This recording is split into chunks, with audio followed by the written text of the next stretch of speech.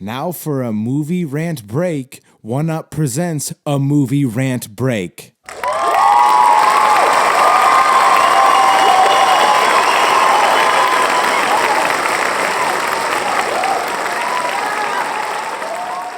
What's up, everybody? Welcome to the movie rant break. Today got a new episode that's super dope. I got returning guests, PsilocyBen. What's up, buddy? What's up, boss? We got PsilocyBen back in the house, who is a promoter for the Maine Fungi Fest. He was just on the show last episode, actually, with the director, Jonathan Levitt. What's up, buddy? Hey, Johnny. Shout out to Johnny, killing the game. It's a dope episode. Mushroom stuff and movies. That was really dope. That was a fun episode. If you haven't seen that, go check that out. But today, me and PsilocyBen about to break down the Super Mario Bros. Movie. Okay. Now, for anybody that doesn't know, the game, the origins of this was the game was released back in 1985, and they did a live action in 93, if I'm not mistaken. Did you see that? Oh, yeah. Dude, I got the DVD still. Are you kidding? Is it good? I've never seen it. Good is not the first word that comes to mind. Okay. It exists, and it's hilarious. If you take it as this outrageous piece of art that has become, and you know the backstory, which we'll get into later, I'm sure. Of Mario? Of the filming of that. Like all the stuff that went down in the filming of that particular show or movie. If you appreciate for the art form that it is and the turmoil they went through to create that, it is glorious, but it's not a good movie by traditional standard. Fair. So the Super Mario Bros. Film, or movie rather, was released April 5th, 2023. It was directed by Aaron Horvath and Michael Jelenic, written by Matthew Fogel, who's obviously based on the Super Mario Bros. Video games. We had the voice actor starring was Chris Pratt, Anya Taylor-Joy, Charlie Day, Jack Black, Keegan-Michael Key, Seth Rogen, and Fred Armisen are like some of the main. Dude, those are the big ones. Those are the heavy hitters. It was edited by Eric Osmond, music by Brian Tyler, which I wanted to say the music soundtrack I thought was pretty good. So outstanding. They came back and at least paid homage to all the traditional, like all the music from all the different platforms was represented through that entire film. Yeah, they had like little snippets, which is I think all you needed. But even like the nuance behind like a modern twist on, if you've played any of the games on the platforms, you're like, I know this song. Yeah. Facts. And also the records they chose from like Beastie Boys to ELO to AC/DC was dope. Yeah. I appreciate it. I thought they were good choices. And it also pays homage, I think, to the era that the video game came from. Like it's 85, so like the Beastie Boys is like they came out in the 80s. ELO I think is a bigger spectrum, but I don't know when that song came out. But exactly, it's like that whole when they're in Brooklyn, you're playing Beastie Boys, like that is the era and the time frame of what it was. Like, and even I'm pretty sure like so the first part where they're talking about the they're showing their commercial, that commercial with the soundtrack in the background, that was an homage or an homage to the live action film. Like, word. That commercial was featured in that. I was like, as I'm watching, I'm like, man, that sounds really familiar. Yeah, there was a lot of homage, and I want to get to that. But yeah, so the music, shout out to Eric Osmond, or not Eric Osmond, Brian Tyler, because I'm sure he played, he chose a lot of it or whatever. Production companies was Universal, Illumination, which is they did like the Minions and all those fucking. Which, as you saw in the preface to the movie. Yeah, they definitely, yep.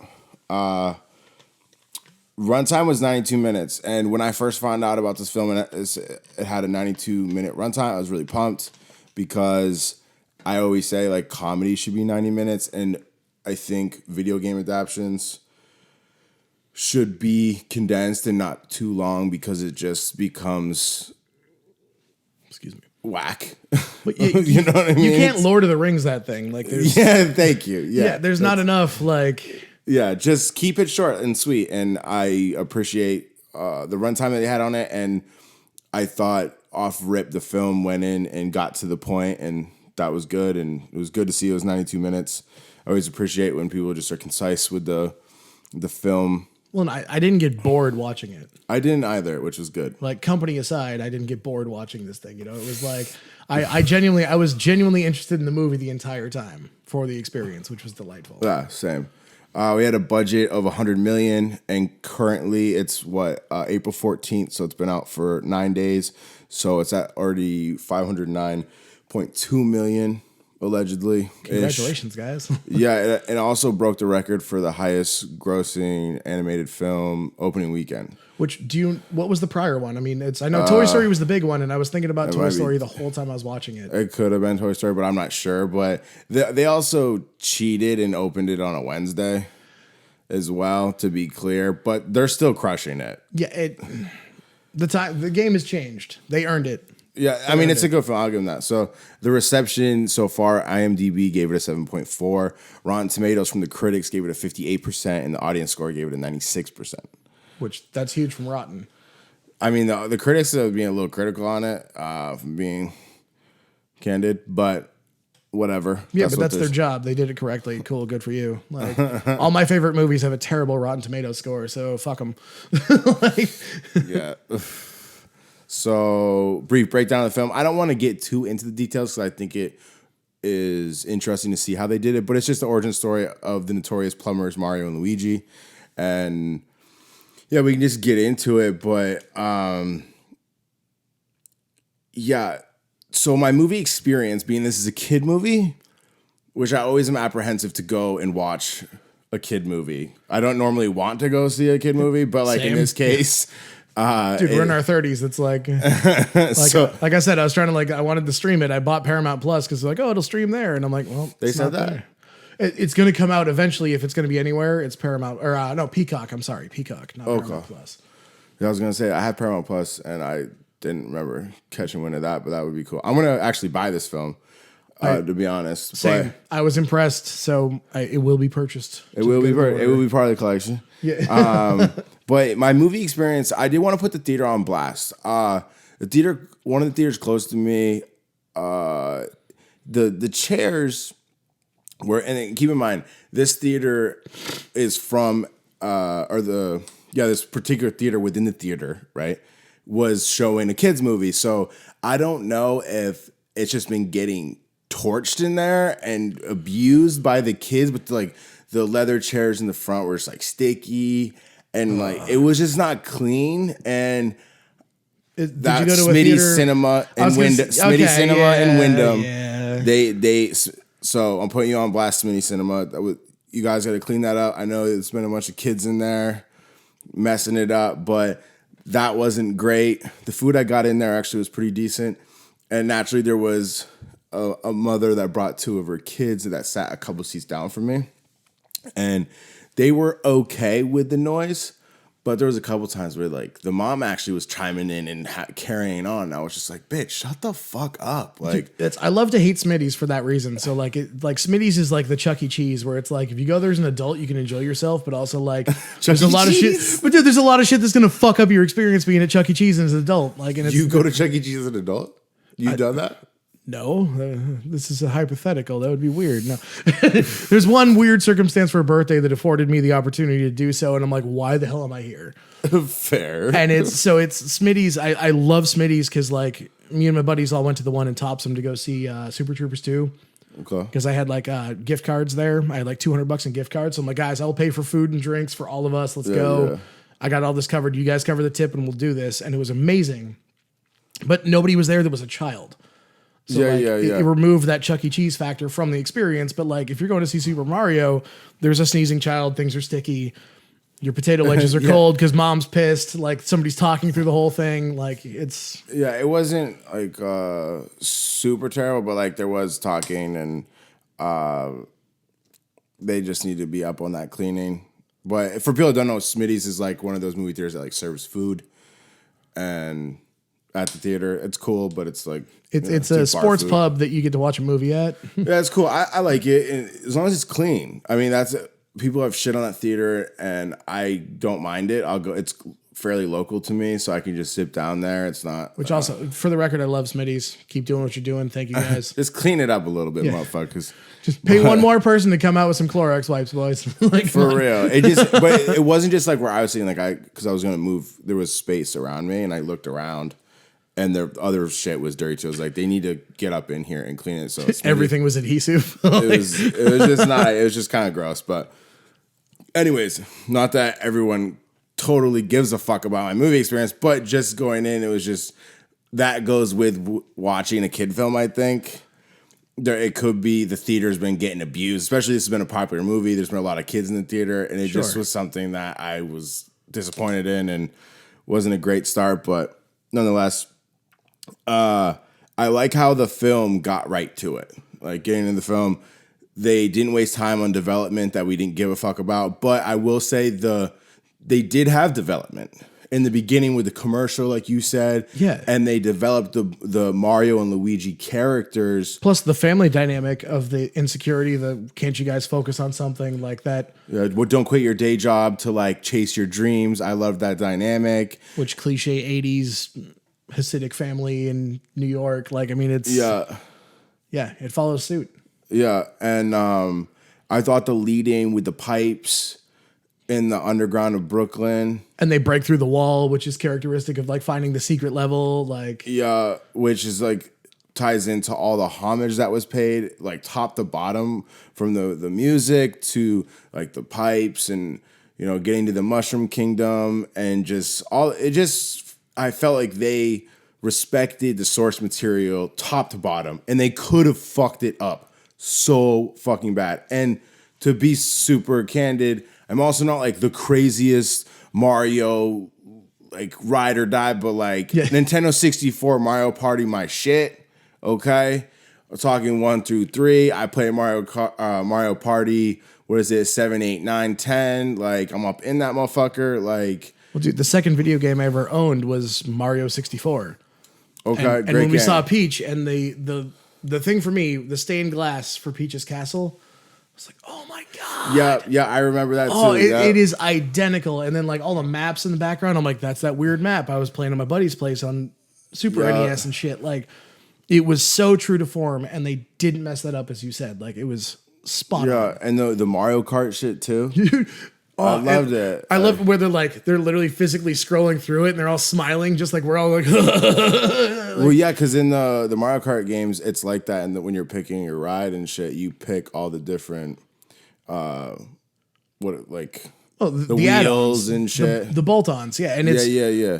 So what I noticed in the person I was there with, she was pointing out that like when they all rolled out, I mean, this is way further down the line of the story, so I won't fucking ruin that. But like, it's okay, you can talk about it. But her and I were both at the same time like, oh my god, that's like every cart option. Like when they all rolled out for the battle, what you see underneath is like watching the Empire Strikes Back whenever they're all going to fight, and like every option of fighting ability is there. And all of those vehicles are every single option out for what you can have for a cart. Yeah, I thought it was super well homage to it. Like the maps in Mario Kart were reminiscent too. Like when they go to the Jungle Kingdom to talk to the Kongs, and then the Rainbow. Dude, Rainbow Road was amazing. I thought that was dope. It was like, that's Mario. Anybody that's playing Mario Kart arcade or at home, and they elevated that. So like, look, let's talk about the Rainbow Road for a minute if you want, like, because they elevated that to a level that is so perfect, because when Rainbow Road was broken and when they fell off of it and all that stuff, like, that's exactly how you feel playing the game. Like, it didn't look as it did in the game, but them getting shut down, everybody stopping, the whole thing blowing up, like, that's my emotional response to that experience playing the game. Like playing Mario Kart, I was watching, I'm like, man, I do feel like the whole thing blew up because now like everybody else is winning. I'm fucking stuck behind. Like, this is fucking stupid. The thing that I was like almost nostalgic is when when they launch off the jumps and then they have the, what do you call it? The fucking... the parachutes. The parachute thing? The paragliders. Yeah. I was like, oh, this is so Mario Kart. I love this. Well, like going through the waterfall and all that shit too. Like, dude, exactly. Like that, all that shit was so spot on. It was beautiful. Because I love, like, yet again, video game wise, like the arcade shit. I love that's one of the if it's not a real arcade, it's not a real arcade unless it has Mario Kart. If the arcade True doesn't story. have Mario Kart, go get fucked. Like that needs to be incorporated in your arcade. All right. So have you ever been to the break room in Bridgeton? Yeah, that little spot. Yeah, they took the Mario Kart out. No, they moved it to the back, and they're actually expanding. So, hey, Spiro, what's up, bud? So they bought the building next door, and they're expanding it. But in the back, they had Mario Kart. They moved it away for a while. They revamped the interior, and post COVID, they opened up, and they have two, like a battle Mario Kart in the back. And about a year ago, me and my friends, we used to do Mario Kart battles, which we'd call drunk driving, which is terrible. I don't suggest drunk driving. But doing this in the bar, we would have a referee that would stand in the middle, and whoever was driving, you could only drive with one hand, and you had to have a drink. And the ref would say drink at different points. Okay. So like as you're going around a turn it. and some shit's going on, drink, you'd shout it out and everything. And it got us in a little bit of trouble. It got a little ridiculous, but it turned into this amazing challenge. And my buddy Brad, what's up, dude? He one night was showing off extra hard against a friend of ours, Brendan, who I work for. And Brad was driving with his foot and still kicked Brendan's ass. Okay. Drunk driving on Mario Kart. So And you can still do that in like Dave and Buster's because that's one thing I love about Dave and Buster's is you can drink on the floor while playing games. They got tables set up, and I fuck with that. So and You've it's been at Dave and literally Buster's? break room is like the most condensed version of Portland's Arcadia or Dave and Buster's. It's like this little hole in the wall local version of that. No, I fuck with that little spot right on the causeway. It's dope. It's in the causeway, right? No, this is in town Bridgeton. The arcade in the causeway is associated to Rick's Cafe. This is the one that's next to B Hop, the House of Pizza. Oh, okay. I haven't been in there in a minute, but yeah, they still have the Mario Kart in the back, and my friends are literally revamping the Thai restaurant next door to make it bigger than it was. Because I was talking about the place on the causeway, that little pocket. They did get rid of, they got rid of Mario Kart. Yeah, they're fucked up for that. Well, and they also ditched the mini golf, man. Like, Yeah. lame. Boo. I liked how also in the movie they paid homage to the side scroll style of game. You know what I mean?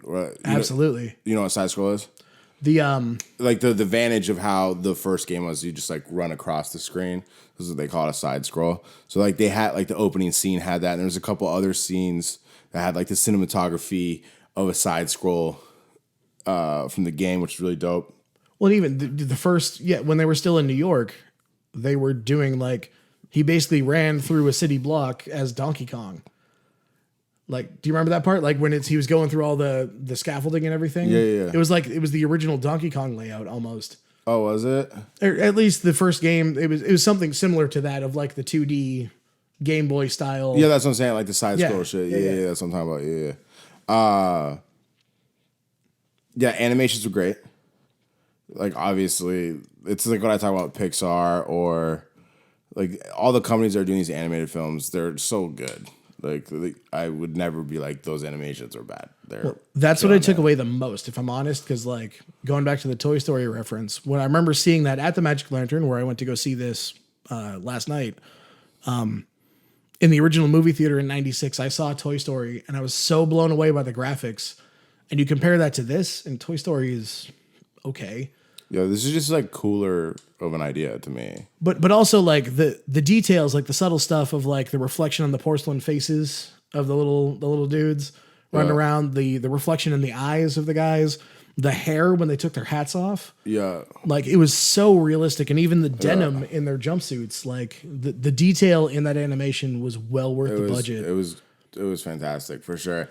And I like how they paid homage yet again to them being plumbers and having that like humility aspect to it, and how it was truly an origin story. And then they had the ad on the TV, and then I just think the whole film, I like the angle they chose to go from and build and develop Mario and Luigi and get them to where it's the video games, layout and worlds rather. And overall, I thought it was a cool premise of a story, and it could have been so whack. And it wasn't. I thought anybody could enjoy this, and it still had a lot of fan service, stayed true to the source material, which is really dope. And just the overall pace of the film was really on point, and it just stayed moving. It wasn't stagnant. It just stayed interesting and just gave you what you needed to keep it moving and keep it interesting. Well, and it was enough real world too. Like I've never been so mad at a dog that doesn't exist in reality. That shit was kind of funny. The dog shit. Like, I fucked with that. Like, dude, he was so mad. Like, dude, why are you so mad at these guys? They're just trying to help. They fixed a leak and now you destroyed a bathroom. But like, that was the catalyst for them to move on. But then the dog gave him the nod at the end. He's like, I fuck with you. He's like, I get it. All right, my bad. So I'm not mad you broke my bone now. We're safe. We're good. But like, you know, even that was a good segue to make justification of how they end up in this world. Cause like, okay, we're trying that hard, but then, oh, maybe it doesn't work out. Like it made it realistic in this unrealistic world. I agree. What did you think of Mario not liking to eat mushrooms? Dude, that shit had me cracking up. You like that? Because I like that. So if they didn't start that with the family dinner, I would have hated it. But like by having that context, because a lot of people don't like mushrooms. I mean, clearly we do in various contexts, but yeah, a lot of people just in general don't like mushrooms. They're not for everybody. They smell like earth. They taste like feet sometimes. Like they're not good. They're not necessarily good. It's a very particular palate that enjoys them. So to have this creature that is his whole identity as we know him is based on these. He's like, I really don't like mushrooms. And then you got Charlie Day from Always Sunny being like, I'll eat them. Yeah. And then Mario has to get his superpowers from that. Yeah. That was a beautiful little aside of humor that they got to pepper through the entire film. Because he didn't like eating them at dinner from some dank ass. He's like, oh, really? It's a mushroom? I have to eat this, Peach? Like, are you serious? Like, Did, on the mushroom talk, actually, blue mushrooms. I never encountered blue mushrooms in a video game that I've played, as far as I can remember. Maybe it's in Mario Kart, and I'm just not. I thought they were either green or red. So I didn't realize this. The person I was with mentioned it, but the blue ones make you smaller. So when you hit the block and you get a blue one, you eat it by mistake, it makes you smaller instead of bigger. I never knew that, and I found this out last night. Yeah, because I mean, my whole branding is based off blue mushrooms, and there's reason for that. From PsilocyBen, essentially, and for people that don't know, if a mushroom has bruising qualities and it turns blue, that means there's like psychedelic traits. It's a good indicator that it's going to let you meet Jesus. Yeah. So that's why my mushroom cap and my logo is blue. So I personally thought it was whack that they chose the color blue to be the color that makes you shrink. But whatever. Fuck you guys. But it's indicative of the game, so I'm told. Yeah, no, I looked it up and I was like, okay, I think they could have used a different color, like yellow or something. But that's just me. So wait, in the Alice in Wonderland theme, she gets smaller on the red ones, though, right? She doesn't eat mushrooms. She eats the cake. Right, but I mean, there is a mushroom reference deep in the original cartoon, and I feel like she ate effectively an Amanita muscaria red mushroom, and then she shrank thereafter. I have to go back and rewatch it, but I'm not as familiar with the cartoon, to be honest with you. So, and the ones you know are the ones I don't know, and vice versa. So yeah, I know the live action joints, if you call them live actions, but live enough. Yeah, there's at least actors instead of just Walt Disney. But did you think that Princess Peach was too strong of a character? Strong's not fair.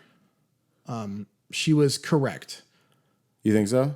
I don't remember her in any of the games that I played, from Super Mario to Mario Party to Mario Kart. I mean, I guess she is participating in a lot of those games, like Mario Party or Mario Kart. Like, she's not completely a damsel in distress, but I always looked at her as the damsel in distress. But she was really strong in this film, and she taught Mario, which I didn't hate, but I just didn't. But also, she's getting messed with by Bowser and shit all the time. Like, she needs to have some power, otherwise she would have never made it through any of that other shit, you know? So, she was kind of looking at Elsa like when she ate the blue flower or whatever. Did you notice that from Frozen? Oh, dude, I'm like, oh, it's Elsa. Okay. That's what I was like, that's a tip of the cap to that. That's the first thing I thought too. I'm like, she just turned into Elsa.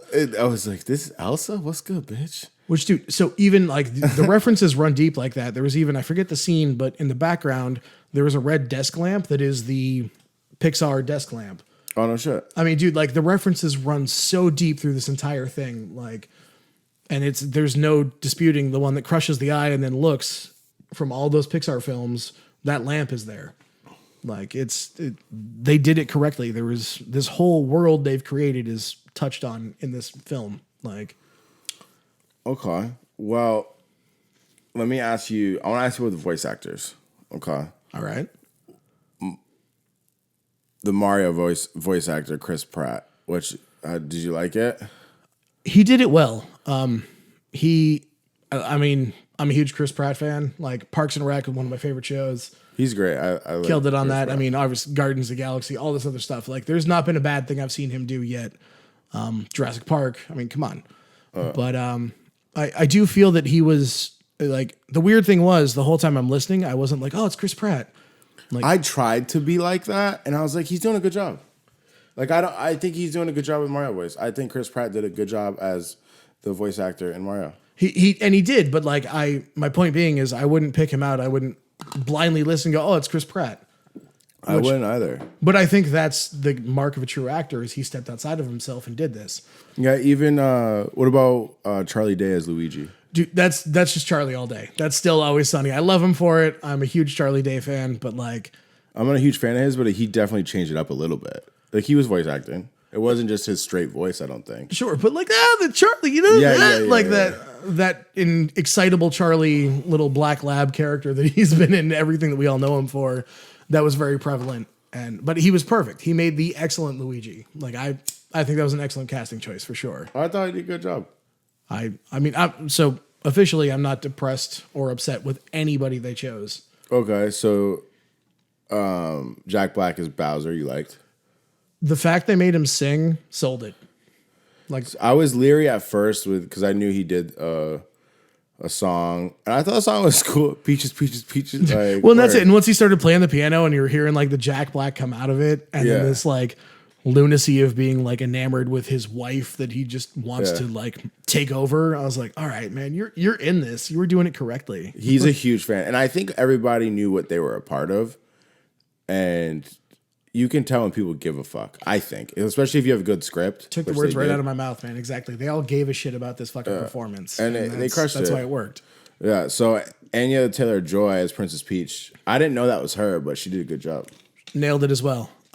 She had that vivacious confidence that a princess should have. Yeah. She's hot. I like her. Yeah. She's dope. I'd hang out with Princess Peach. I like my princess. Anya, she hot. She's a baddie.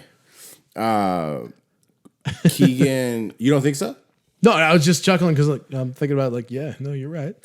I wouldn't say no. I didn't know Keegan Michael Key was Toad. Did you? I would not have guessed that was the person. He did a good job. He did. And so watching Key and Peele, those guys, they are such diverse actors. They are. Like, they're both funny for sure. Not only funny, but like they can embrace multiple characteristics while still being true to form of themselves. Yeah, they're real actors. Like, I think they immerse themselves in the role that they're in, and I appreciate people that do that. All right, well, I kind of have some respect for that too. You know, PsilocyBen. Oh yeah, sometimes I step outside myself. You know, no, let's not even talk about Weird Rob. I mean, I got to go that way. But like, no, to be able to create something that is so much more than just a one note pony, like. Not to downplay Charlie Day, but as hard as he tries, it's always Charlie.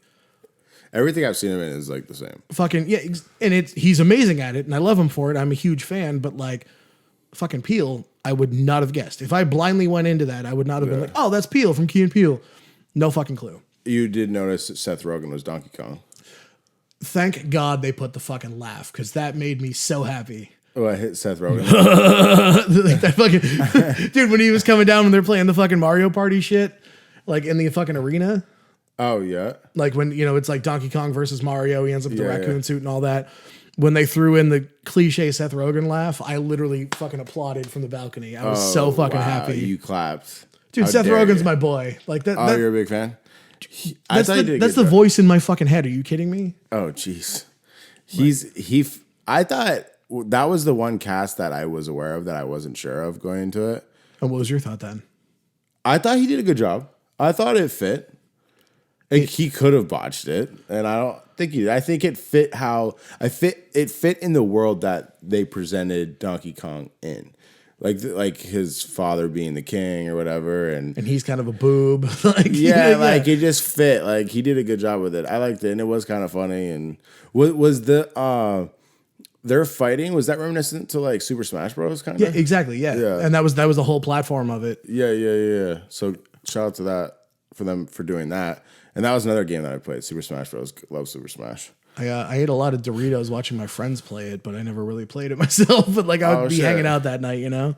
That game is dope. I mean, I guess I've played a lot of the games, to be honest. I guess I didn't get as much into the like Nintendo. Like I had Nintendo and played the first Super Mario Bros. Game, but then and I played Mario 64. But then everything after that, like I didn't really play. Wait, so what was your first console then? Like when do we start this journey of Super Mario Bros? Well, I guess in that context, like the first console you were introduced to Mario on.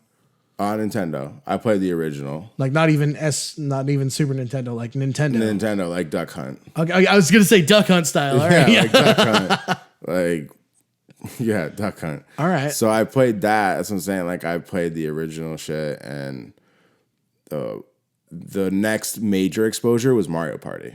Like I love Mario Party 1 through 3. And so you had the little bruise on your hand from the N64 controller. Mini games for days.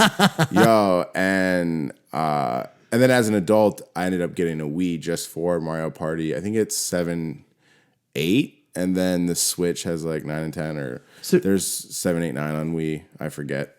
Do you feel like the Nintendo Wii was just like the clip art version of all of the games we loved? I don't know. The Wii console was weird. They try to, and even the Switch, like, it's like dulled down. Like it's like just make a fucking regular controller. Like I got a Switch for one of the homies, and I got separate like the controllers.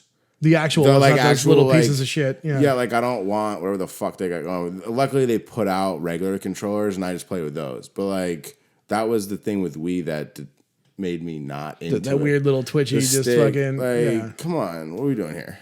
But it does appeal to the younger audience, I think, was the reason. But it's doesn't make sense to me because it's like one of the oldest video game audiences, and then they're always appealing to the youngest audience. So it's they're trying to stay hip and I don't know. Yeah, but they still hold it down. Like the arcade Mario Kart is fucking absolute gas, and they every year I think they put a good game out. That's absolutely. Mario and then related. once we had the steering wheel and like how it was all like held, like that worked out all right. That's just cool. Which character do you pick in the games? I mean, well, so you don't have a character. So if somebody doesn't beat me to it, I'm Toad. I mean, I'm literally basically dressed like Toad. Like it's my go-to. Plus, because he's so light, usually his vehicles go quicker. If not, then I go with Wario. Shout out to your hat there. Wario's my guy. But he's slow and clunky, which is, I think, why I choose him as an aside. Take that, losers. But like, I feel like I'm Wario in real life when I'm pissed off. Like, Okay, so on the Wario shit, and Waluigi as well, I am so tired of them dogging Wario. And what I mean by dogged is they never have any of his gear or merch. He's not in certain games. He's not in this fucking movie. And I was going to be okay with his post-credit scene. Sure. Like, just introduce him in some form. Because I know some snaggletooth bastard in the background. Like, come on. Yeah, like Wario and Waluigi should have made some sort, or just Wario, because he's more the lead, I guess you could say. He should have been somehow, even if it, like a cameo, like something. The fact that they didn't incorporate Wario in the Super Mario Bros. Film is really fucking annoying to me. Right. Well, but could it be that they're saving that as the next? Which is, I get. Yeah, it's sequel, man. You got to have somewhere to go. Maybe he's the next problem. Yeah, which I get, but I just felt some type of way because you go to some event, a theme park, and the rewards are Mario, Luigi, and Yoshi. Where the fuck is Wario shit? Like I can't win a Wario. Like Which Yoshi wasn't in this really either, was he? he had the bonus scene though, Right, but and he was that's a bunch it, of though. mini Yoshis were in there too. They had a cameo, like they ran by a bunch of Yoshis. But like you would have thought that would have come up. I mean, you can't choose all of them. You condensed it to 90 minutes. I mean, you can only do so much. But they got blooper in it. What the fuck? well, but it's got to be they're saving that for that's the next story. No, I get that, So- but it would have just been. It maybe just his hat was laying somewhere. I don't know because they apparently wanted to cameo every other thing. It was like Even if Bowser had grabbed the hat and put it on backwards for the fight scene or something fucking something stupid, just to like yeah. tip of the cap to Wario. You know what I mean? Because you saw the bonus credit scenes or no? I left before that. No, it's fine. The first one was just like Bowser singing as a mini Bowser, and then it was a Yoshi egg in the sewers of Brooklyn that was hatching. So I'm not wrong. I assumed it. It's correct. They're setting up for the next movie we're going to see next But week. it should have been Wario's. Like that's when he should have got the light, in my opinion. But that's me. I would agree, though. If you're going to do it, draw me in, bring it all in. They are very important characters in all the original story. They should have been there. Yeah, he's like the inverse of Mario. You know what I mean? But The antithesis. so that's my biggest beef with the whole franchise and just. I mean, I get he's not as popular as Mario. Like I get it, but like show some love to the villains. God damn it. Yeah. Like We're not all happy all the time. Like, yeah, that's my guy, and it's just like I always get disappointed. It's always just Mario, Luigi, and Yoshi, or you know. well, hey, maybe a year from now we get to do this again, and we'll be like, "Hey, Wario, what's up? He was the feature of this one." Yeah, he should be. So shout out to my guy Wario. God damn it. Who do you think should voice act Wario? Me? No. It's got to be some classic character. I mean, like, so he's 90 years old and not even capable, like, to the caliber of Michael Caine. You know, like just some borderline British strong actor that's been known for generations. Like, I don't think it should be him, but well, no, but like Michael Caine, not him specifically, because I mean, Liam Neeson. give me back my Mario. Yeah, But no, something like that, like some incredible person that we've all known for all of the movies we've loved in various contexts that you kind of don't expect. Hence why Michael Caine came to mind. I don't think he would be the right fit, but in that vein of thinking, okay. like John Cleese maybe from Monty Python. You know, like something like that, like something outrageous. Okay. Because you wouldn't expect it, and they're going to kill it because they are true performers. That are I was good at their thinking art. someone 40s, 50s that maybe doesn't have as burly of a voice, but maybe they can put that voice on. You know, like they're gonna have to force the voice. Oh yeah, you need to act that one for sure. You got to step out of yourself. Take that, losers! Like they gotta like project it. You know. Well, shit. Now that you said that, Joe Pesci would be amazing. But Hey, yo, hey, Mario, what the fuck? You know, that's- Joe Pesci I would don't- fucking kill it. But we should think Italian, right? Because that's more the lane. yeah, it's definitely he's got that fucking he's got a little raspy, but he's that fucking New York piece of shit. Like Maybe Joe Pesci does Waluigi. I feel like that would be a better fit for some reason. there you go. That's the one. That would be tight. But something in that vein, like the Goodfellas, the Godfathers, if he was still with us, fucking Tony Soprano would have done it. Like that would have been amazing. Imagine, hey Mario. I still haven't seen The Sopranos. Isn't that crazy? I've only seen a smattering, but his performance was amazing in everything I saw. It was a very well done creation. It was like one of the first. I feel like it was one of the most iconic first big shows that like people like were so into, Obsessed. like obsessed, like the way people are with Game of Thrones. It was the first Game of Thrones. Yeah, precisely. basically. And so that's why it's on my list to watch, but I just haven't. So I'm sorry. So okay, you just fired a synapse. I used to love Entourage that was on HBO back in the day. Jeremy Piven could be a decent Wario. Okay. Because he'd have to actually act, which he's always been a one-note pony. He's been the same just loud, twitchy dude in everything he's done. But if he got some raspiness to him, he could crush Wario. Jeremy Piven. Jeremy Piven, you listening? Be Wario. Make that happen, bud. Oh, that guy. Yeah. Cheese from Maybe he could. You never know. It's like I would have never said Chris Pratt could do Mario. So like that's what I'm saying. Like thinking about it, like Jeremy Piven could crush Wario if he gets a little bit of the raspy behind it. He could I could see that. What was your favorite part in this film? Favorite part. I mean, I can't give one linear moment. I like the subtleties So it's not one particular part of the film, but the subtleties, like the clinically depressed little blue star. Yeah. God bless her. I love that chick. She is amazing. She is so vivacious and creative, and like to be so happy but still dealing with her depression as she is. I was confused the whole time with that. I was like, what the fuck is this? I forget the meaning of the blue star because again, I didn't have the game consoles. I wasn't deep into the games, but like I didn't get that one. Yeah. but whatever the context of how she's like, just there is no death. We're all just going to be here forever. She's swinging above the lava and shit like that. I'm like, I adore you. You are this cute little creature that is just incredible. But things like that. And then also like Princess Peach getting bored with Mario trying to figure out how to run the gamut before they go on the quest. Toad in his little backpack and all his knickknacks hanging on and going through the mushroom. Like all those little subtleties are what made this film actually enjoyable for me. I like that aspect of the film as well. There was just constant fan service and just little knick-knacky things. They're like, oh, I like how they did that. And like the Mario Kart, just all the references to all the games. It was just top to bottom kind of something you could enjoy. Like if you knew nothing of it hardly, or if you were a diehard fan, we all got to enjoy this. I think that's fair to say. So was there anything you didn't like about the Super Mario Bros. Film? I mean, well, obviously certain characters, I was like, where the hell's Yoshi and Wario? Same thing. I was like, I feel like there's other people missing from the storyline. Yeah. But I was okay with the Yoshi cameo. Like, because they rode by a bunch of Yoshis, and then he was in the bonus scene. Well, now I know it was there. I'm like, okay, cool. Like, but, no, I mean, as watching it from what I saw and the experience I had, I thoroughly enjoyed it top to bottom. There was nothing that like took me out of it. The entire time I was part of the story. I was engrossed in it. There was nothing that like removed me from the experience of the storyline.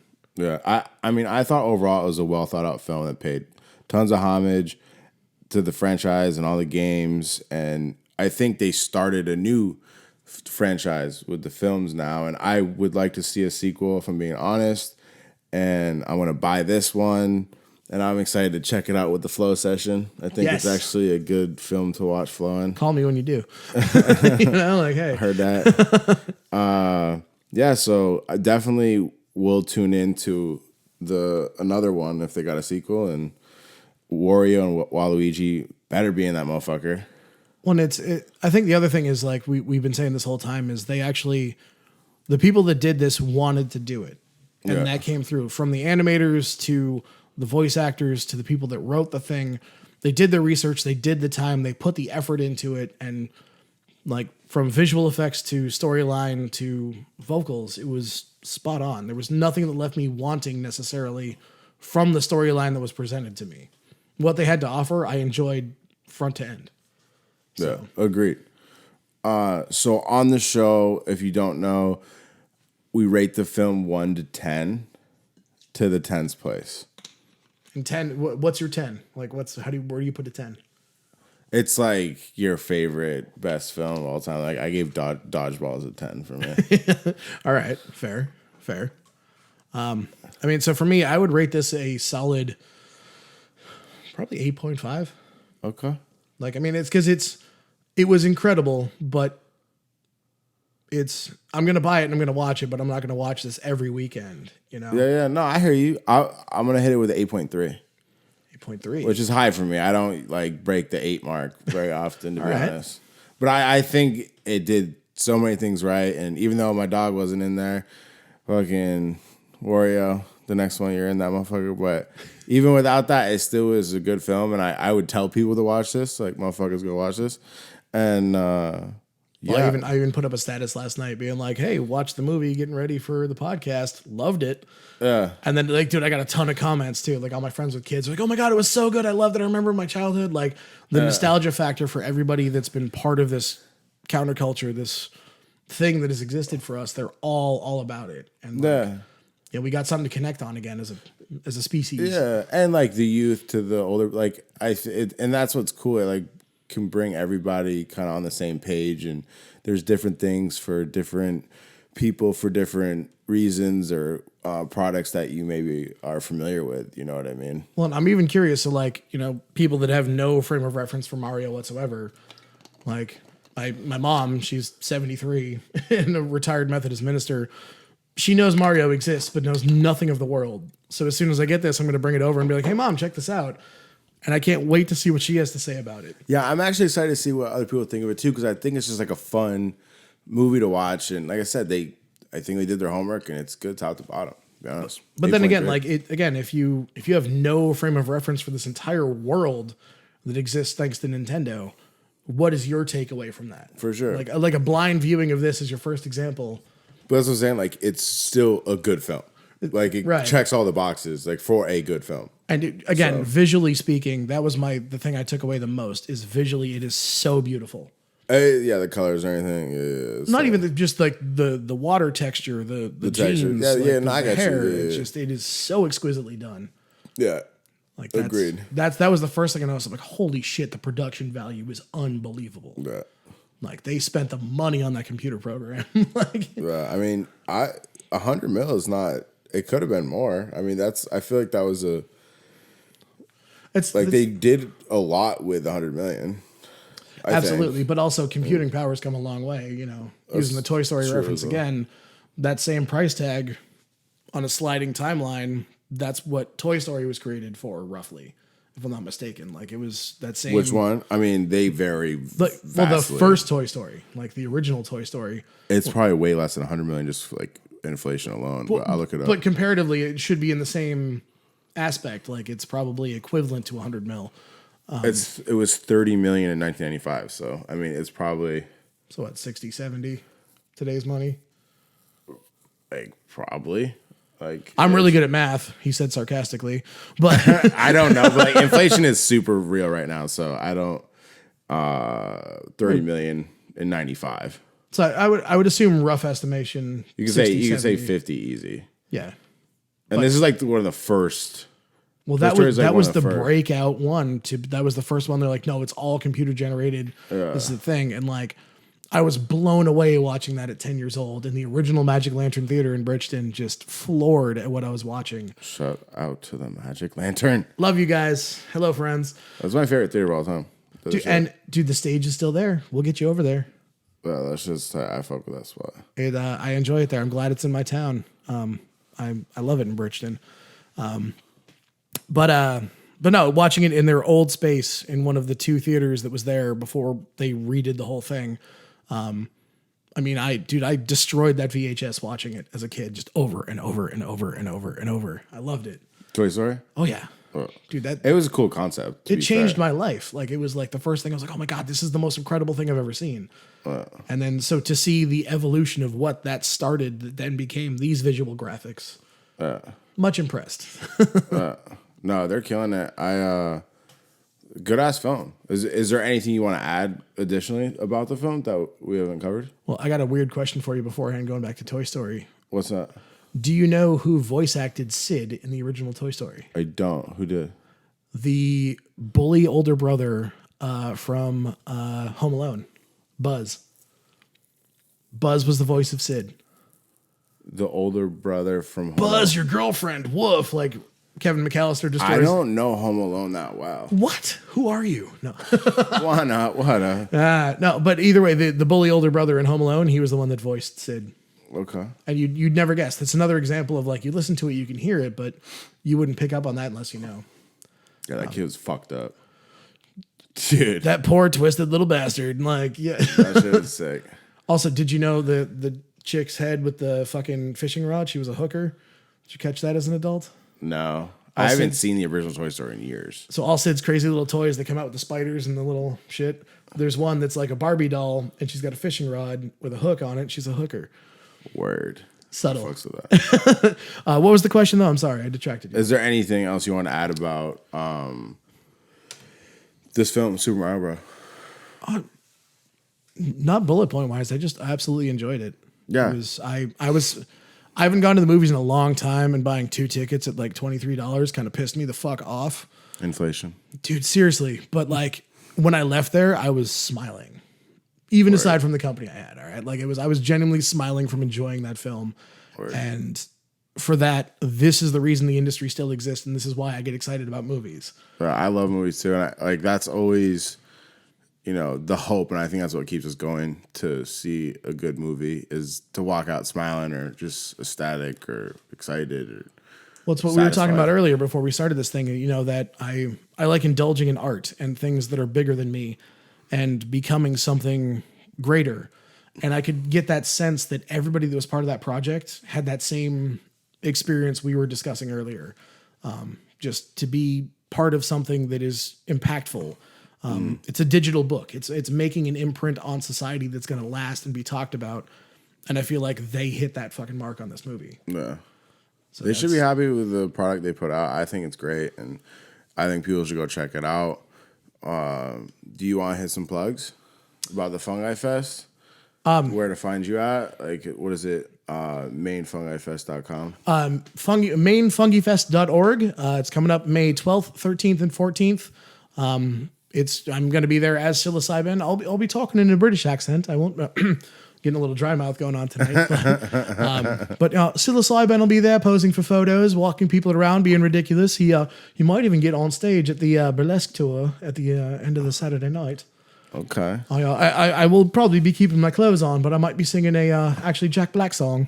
Oh, word? There's a rumor that PsilocyBen might be singing Fuck Her Gently by Tenacious D. Oh, word? Yeah. Let me tell you. Not to name names like Johnny, but somebody wants PsilocyBen on stage, and he's like, "You got to sing." I'm like, "Dude, I don't sing." But I've been known. It. Just kill it.